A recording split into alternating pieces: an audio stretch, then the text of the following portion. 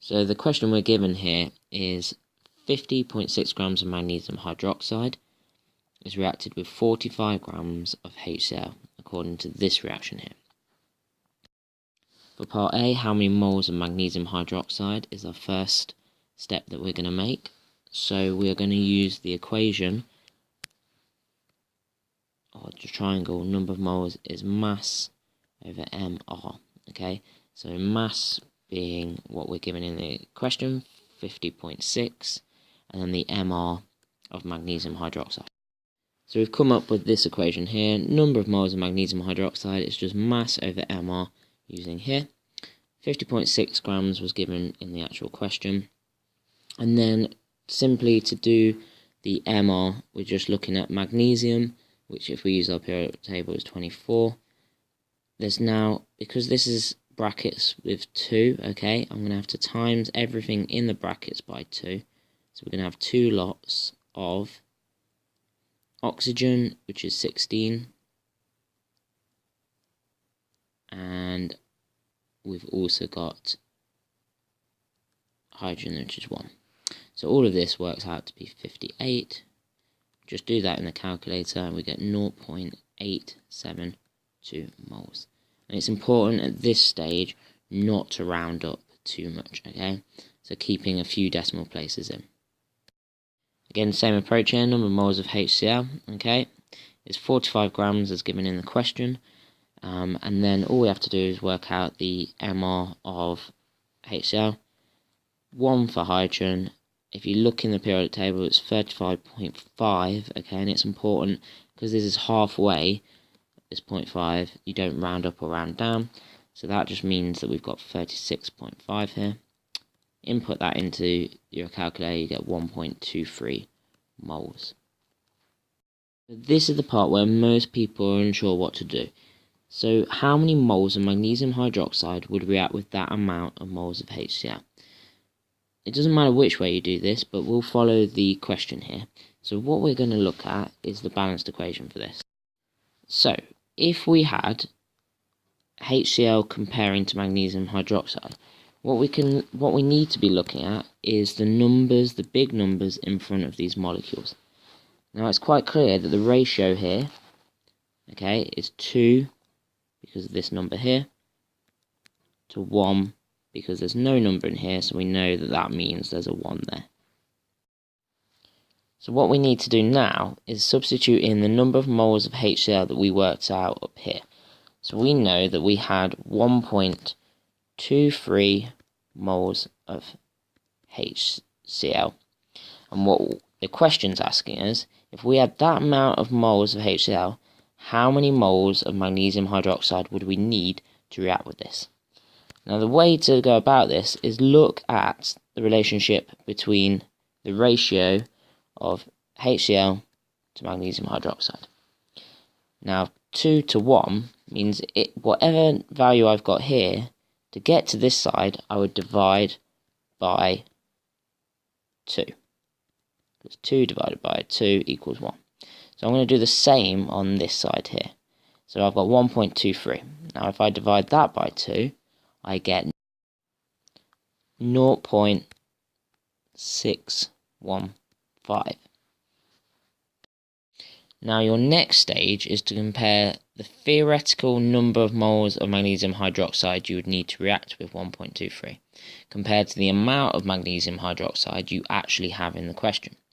Now we know from our workings out up here that we have 0.872 moles in the actual reaction mixture, but we only need 0.615.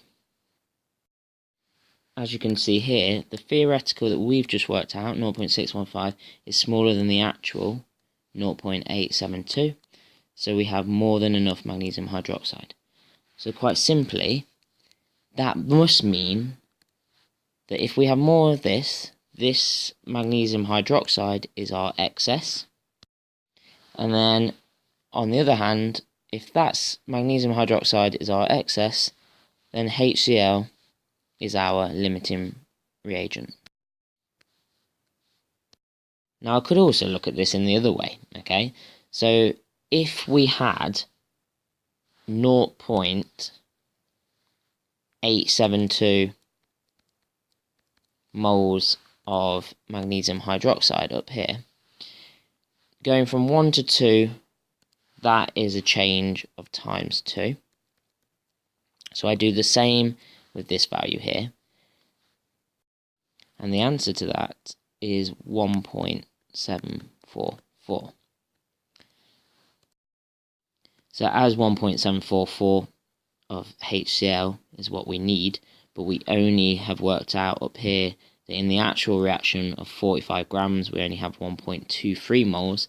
Well, 1.744 is what we need, and we only have 1.23, which is smaller.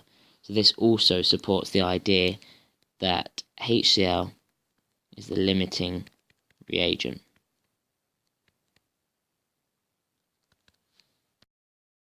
The final part of this question is asking how many moles of magnesium chloride, so a product, will be produced from this reaction of adding 50.6 grams of magnesium hydroxide with 45 grams of HCl.